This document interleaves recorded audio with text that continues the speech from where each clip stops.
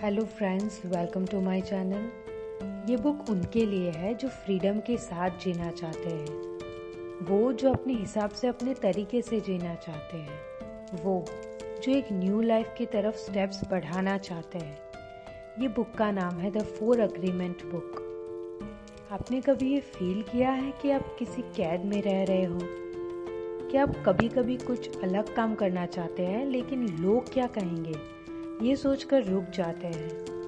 क्या आप सोसाइटी की ज़रूरतों के हिसाब से अपनी लाइफ जीते हैं? अगर ये सभी सवालों का जवाब हाँ है तो ये बुक आपके लिए है।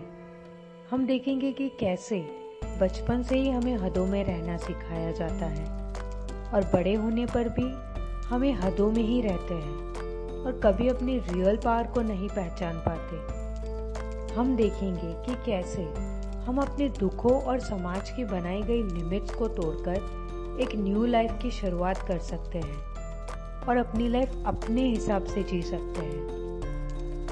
सो point number 1 is this society will teach to live according to its rules.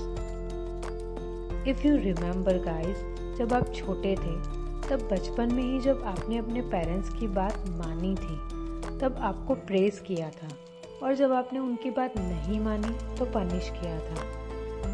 हमें चाइल्डहुड से ही बताया जाता है कि क्या करना है और क्या करना नहीं है। धीरे धीरे ये सभी बातें हमारे दिमाग में इस तरह बैठ जाती हैं कि बड़े होने पर भी हम उन बातों को मान लेते हैं, सच ही मान लेते हैं। इससे रिजल्ट ये निकलता है कि वो बना दिया गया है हमें जो हम नहीं हैं। हमें एक शेप में ढाल दिया गया है और टाइम के साथ साथ हम वही आकार के हो जाते हैं। अब जब हम बड़े हो गए हैं और हमें कोई कंट्रोल नहीं कर रहा, तब भी हम खुद ही उस आकार को बनाए रखने की कोशिश करते हैं। हमने अपने लिए रूल्स नहीं चूज किए थे, ये रूल्स हम पर फोर्सफुली डाले गए थे। बच्चे से बड़े होने तक की जर्नी में हमें न जाने कितनी तरह से कैद करके रखा गया था। अब टाइम आ गया है कि हम उस कैद से फ्री हो जाएं। Point number 2 is your words will help your self and others too. Words plays very important role in our lifes. अगर हम उसका सही यूज़ करें तो ये हमें बहुत बेनिफिट्स दे सकता है। एट द सेम टाइम इसका गलत यूज़ हमारे कॉन्फिडेंस को तोड़कर हमें वीक बना सकता है। फॉर एग्ज़ाम्पल, अगर आप अपने आप को मिरर के सामने देखेंगे और सोचेंगे कि आप बदसूरत लग रहे हैं, अगली हैं, तो आप अपना कॉन्फिडेंस खो देंगे और लोगों के सामने आने से या उनसे बात करने से हिचकिचाएंगे। लेकिन अगर आप सोचेंगे कि आप बहुत अच्छे दिखते हैं तो आप कभी भी किसी के भी सामने जाने से डरेंगे नहीं और बात भी कर पाएंगे। वर्ड्स की पावर बॉडी की पावर से ज़्यादा होती है। आप अपनी ताकत से लोगों पर बाहर से राज कर सकते हैं, लेकिन अपने वर्ड्स के पावर का यूज़ करके आप लोगों के मन पर राज कर सकते हैं। अच्छे वर्ड्स से आपको रिस्पेक्ट मिलेगी और इसके सही यूज़ से आप लोगों से अपनी बात मनवा भी सकते हैं। आप वर्ड्स के यूज़ से किसी और को भी मोटिवेट कर सकते हैं। फॉर एग्जाम्पल, आप किसी से कहते हैं कि वो पर्टिकुलर काम में अच्छे हैं और अच्छे से कर सकते हैं और उसे अपने वर्क में और हार्ड वर्क करना चाहिए, तो वो हार्ड वर्क डेफिनेटली करेंगे। बट आप किसी से ये कहते हो कि वो उस काम को कभी भी ठीक से नहीं कर पाएंगे, तो उनका भी कॉन्फिडेंस टूट जाएगा, कम हो जाएगा और वो एक्चुअली अपना वर्क सही से नहीं कर पाएंगे। सो चूज़ योर वर्ड्स वाइजली। इससे आप अपना कॉन्फिडेंस भी बढ़ा सकते हैं। Point number 3 is identify yourself and don't measure yourself from others' opinion. Most of the time क्या होता है, हम अपने आप को इस तरह देखने लगते हैं जैसा लोग हमें मानते हैं। फॉर एग्जाम्पल, अगर किसी ने आपसे स्कूल के दिनों में ये कहा होगा कि आप स्टडीज़ में बिल्कुल अच्छे नहीं हैं या आप डांस कभी नहीं कर सकते, तो आपको यही फील होगा कि आप स्मार्ट नहीं हैं।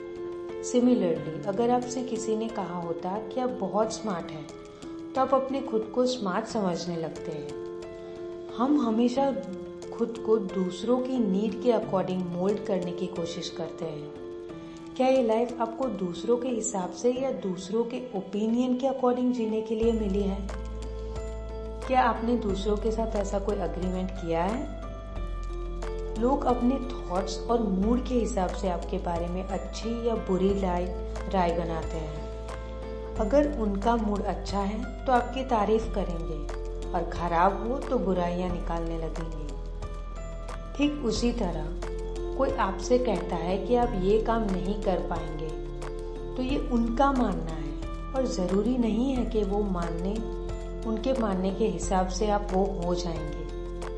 आप अपनी लाइफ अपने अकॉर्डिंग अपनी सोच के साथ जीना सीखिए। Point number 4 is doing work on the basis of assumption can be harmful. हमारा माइंड किसी भी काम को करने के लिए हमेशा कोई इजी तरीका खोजता है। इसीलिए जब हमें कोई बात समझ में नहीं आ रही होती तो हम assumption लगाने लगते हैं कि इस वजह से ही ऐसा हो सकता है। assumption लगा लेने से हमें हमारे क्वेश्चंस का एक पॉसिबल आंसर मिल जाता है, जिससे हमें सोचने की ज़रूरत नहीं पड़ती। फॉर एग्ज़ाम्पल, अगर आपका फ्रेंड आपकी तरफ ध्यान नहीं दे रहा हो तो आप सोचने लगते हैं कि वो आपसे नाराज़ है, तो ये बिल्कुल गलत होगा। बेटर रहेगा कि आप उससे पूछें कि वो ऐसा क्यों कर रहा है। क्वेश्चंस पूछने से और बात कर लेने से सारी बातें क्लियर हो जाती है और आगे चल के प्रॉब्लम्स कम होती है। आप सिर्फ अजम्पशन लगा लेंगे कि आप कोई पर्टिकुलर काम कर ही लेंगे तो आप बिना प्रिपरेशन के ही उसमें कूद जाएंगे और हाँ, फेल होने पर बुरा भी फील करेंगे। बिना जाने बस सोच लेने से रिलेशंस भी खराब हो सकते हैं। इसलिए ये इम्पॉर्टेंट है कि आप अजम्पशंस से बचें और इससे बचने का सबसे इजी तरीका है कि आप तब तक क्वेश्चंस करें जब तक आपको सारी बातें समझ में ना आ जाए। Point number 5 is try to do every work perfectly. हर काम को आप अपना पूरा मन लगा के और मेहनत से करोगे तो वो हमेशा अच्छा ही होता है। चाहे वो आपकी स्टडीज़ हो, जॉब, बिजनेस या कुकिंग। अगर आपने अपना वर्क अच्छे से अच्छे तरीके से करने की कोशिश करेंगे तो फेल होने पर भी आप खुद को ब्लेम नहीं करेंगे, पर आपने पूरी ट्राई नहीं की और वर्क को अच्छे से कंप्लीट करने की, तो फेल होने पर आप हमेशा खुद को ही ब्लेम करेंगे और सोचेंगे कि अगर वो काम को हार्ड वर्क से किया होता तो शायद आप आज सक्सेसफुल होते। पॉसिबल है कि आप किसी दिन अपना वर्क बहुत अच्छे से कर लें और कभी कभी आपको अपना काम ठीक से इंटरेस्ट के साथ ना भी कर पाए। मे बी मॉर्निंग में वर्क करने पर अच्छा फील करें और रात को काम करने पर थका हुआ फील करें। सिचुएशंस जो भी हो, आप हमेशा अपना 100% देते रहें। क्या करें जब कोई काम करने का आपका मन बिल्कुल ना हो। काफ़ी बार लोगों को रोज़ मॉर्निंग में उठने पर ये जानकर बिल्कुल खुशी नहीं होती कि आज उन्हें वर्क पर जाना है। अगर आप किसी बाहरी फोर्स की वजह से मीन्स एक्सटर्नल फोर्स की वजह से काम कर रहे हैं तो आपका वर्क करने का मन नहीं करेगा, बिकॉज आप फोर्सफुली वो वर्क कर रहे हो। फॉर एग्जाम्पल, आप कोई ऐसी मूवी देखते हो जो आपको पसंद है, उसको आप बहुत इंटरेस्ट के साथ देखोगे, लेकिन आपका फ्रेंड एक दिन आपको एक ऐसी मूवी देखने के लिए बोलता है जो आपको बिल्कुल भी पसंद ना हो, तो ऑफ कोर्स आपका मन भी नहीं करेगा उसको देखने का। तो इसीलिए वो काम चूज कीजिए जो आपको अच्छा लगता हो। अगर अपने वर्क को लाइक करेंगे तो आप अपना काम बोझ समझ के नहीं करेंगे। इससे आप इंटरेस्ट के साथ वर्क इजीली कंप्लीट कर पाओगे। Point number 6 is start your new life by leaving past baggage. आप इन 3 रास्तों को चुनकर अपनी नई जिंदगी की शुरुआत कर सकते हो।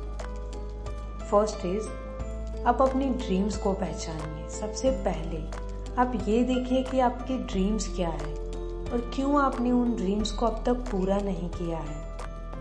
आप अपनी लाइफ को अपनी ड्रीम लाइफ के हिसाब से जीना शुरू कीजिए। अगर आपके रास्ते में कोई ऐसी बात आ जाती है जो आपको बचपन में सिखाई गई थी तो आपको उसको छोड़कर आगे बढ़ना चाहिए। अब उन चीज़ों को पहचानिए जो आपके सैड होने का, दुख का रीज़न है, और फिर उनसे धीरे धीरे दूर हो जाइए। सेकेंड इज, दूसरों को माफ़ करना सीखिए। Try to forgive everyone.